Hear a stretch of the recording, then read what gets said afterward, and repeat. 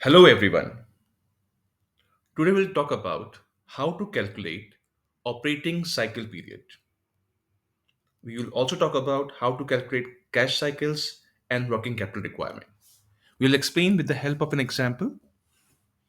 In this example, we want to calculate operating cycle period, cash cycles and the working capital requirement. Using these information, we have raw material, work in progress, finished goods, debtors and creditors. Their opening and closing stocks are given to us. Additionally, we have purchases of rupees 16 lakh, consumption which is equals to opening raw material plus purchases minus closing raw material is 15 lakh rupees. Total cost of production 25 lakh, cost of goods sold 28 lakh, cost of sales 30 lakh, and the sales amount is 36 lakh. So starting with the operating cycle period. To calculate operating cycle, we need raw material holding period, work in progress period, finished goods holding period, debtors collection period. The sum of all give us operating cycle period. So first of all, how to calculate raw material holding period? This is equals to average of raw material stock. The average is basically opening plus closing upon 2.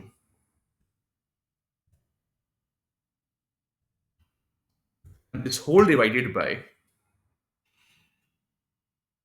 average consumption of raw material, which is 15 lakh rupees. And the whole amount multiplied by 360. And the answer is 48 days. Next is work in progress period, which equals to average of work in progress held. The average work in progress is basically opening work in progress plus closing work in progress whole divided by 2 and the whole amount divided by cost of production. And the cost of production is 25 lakh. And this whole amount multiplied by 360. And the answer is 20.16 days. Next is finished goods holding period equals to average finished stock.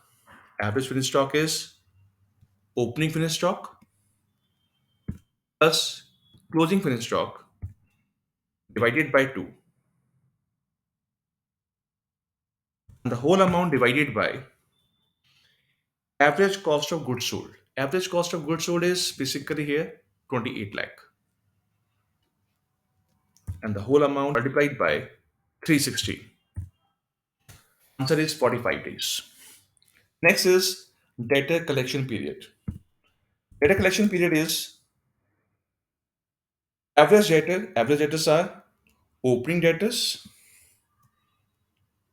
plus closing debtors divided by 2. And this whole amount divided by annual credit sale. And now here we have sale is given, so we assume this all credit sale. And the whole amount multiplied by 360. Answer is 35 days. Now sum of all means sum of raw material holding period, work in progress, finished good holding period, and debtors collection period give us operating cycle period. So this is equal sum sum of all four items.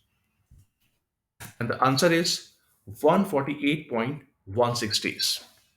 This is operating cycle period. Next is cash cycle. To calculate cash cycle, we need raw material holding period, work in progress period, finished goods holding period, debtors collection period minus credit payment period, which is equals to average creditors, opening creditors plus closing creditors divided by 2 and the whole amount divided by annual credit purchase. So we assume this all purchase on credit basis and this whole amount multiplied by 360 and the answer is 56.25 days. To calculate cash cycle, we say we use operating cycle period minus credit payment period. This will give us 91.91 days. This is one cash cycle period. This is clear? Next, how to calculate working capital requirement. The working capital requirement formula is total operating cost, or you can say that cost of sales divided by number of operating cycle period in a year. Number of operating cycle period in a years are equal